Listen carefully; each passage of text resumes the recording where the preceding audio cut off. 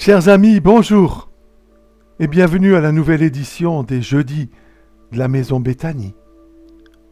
Je suis heureux de vous retrouver, chacun et chacune, malgré les événements tragiques que le pays a traversés cette semaine. Je suis dans la joie, malgré tout, de pouvoir vous apporter un moment d'espérance dans ce monde si bouleversé. Oui, je voudrais d'abord adresser une pensée et ma prière pour la famille du professeur Samuel Paty, qui est mort assassiné par un homme habité par l'obscurantisme barbare prôné par certaines factions divergentes de l'islam. Et je remercie l'État d'avoir organisé un moment intense et profond en mémoire de cet enseignant hier soir à la Sorbonne. Merci, Monsieur le Président, d'avoir eu les mots qui étaient les vôtres pour soutenir la famille et l'ensemble du peuple français en ce temps si tragique.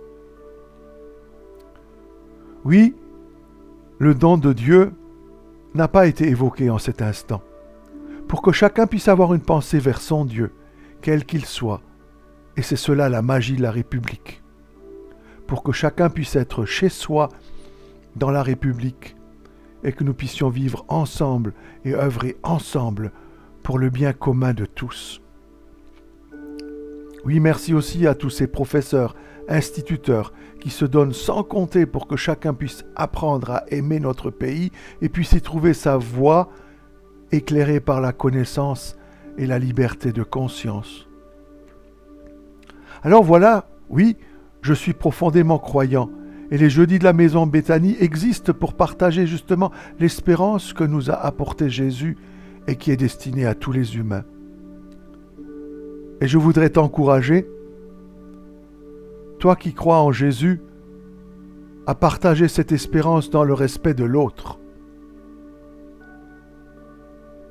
Sache, comme le disait récemment un de mes anciens professeurs d'Ancien Testament à la faculté Jean Calvin, il disait « Lorsqu'on ne croit plus en Dieu, on ne croit pas en rien, mais en autre chose. » Nous possédons tous au fond de nous une croyance, quelle qu'elle soit. Mais ce qui est formidable, c'est que Jésus respecte cela. Mais il veut tout juste nous ouvrir les yeux du cœur pour nous aider à réaliser si ma croyance est source de bonheur. Et pas pour un temps, mais pour l'éternité. Voilà le message de Jésus. Tu crois? C'est bien. Mais en quoi tu crois? Ta croyance t'apporte-t-elle la paix du cœur et te donne-t-elle l'assurance de la joie pour l'éternité et est-elle source de bien pour les autres? Très souvent, les croyances jettent des frontières avec les autres parce qu'il faut respecter tel ou tel commandement ou façon de faire et de manger, et puis porter tel ou tel vêtement. Ce qui m'a frappé ces jours-ci, c'est l'attitude de Jésus par rapport au monde où il vivait.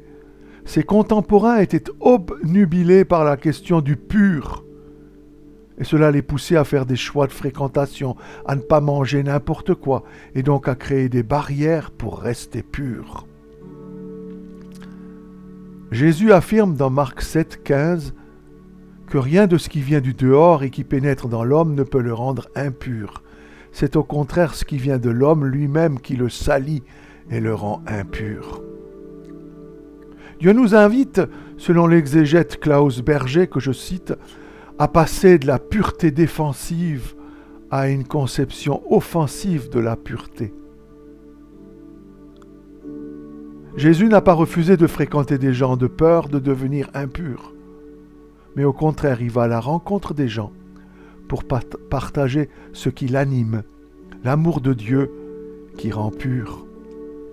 Alors il se met à table avec des gens de mauvaise vie pour apporter la pureté du cœur par contagion. Êtes-vous contagieux? Contagieuse de l'amour de Dieu autour de vous? On a besoin de vous dans nos quartiers, dans nos villes, dans notre pays, pour y apporter quelque chose qui apporte du bien et non de la séparation et de la peur. comme un produit purificateur qui vient assainir une atmosphère délétère, de la même façon, agissons autour de nous. Soyons des déconstructeurs de barrières.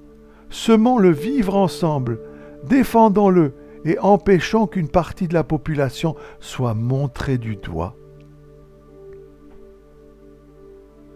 Empêchons la haine.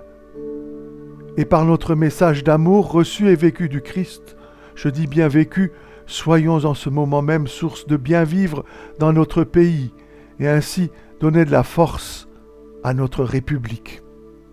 Alors que Dieu nous soit en aide. Et avant de vous quitter, je vous informe qu'il n'y aura pas d'édition du Jeudi de la Maison Béthanie pendant 3 semaines. Car je vais être hospitalisé pour une opération et j'aurai la joie de vous retrouver bientôt. Et merci de prier pour moi. Oui, que la grâce et la paix de Dieu vous accompagnent. Et je vous embrasse de tout mon cœur. Allez dans la paix de Dieu. Et à bientôt.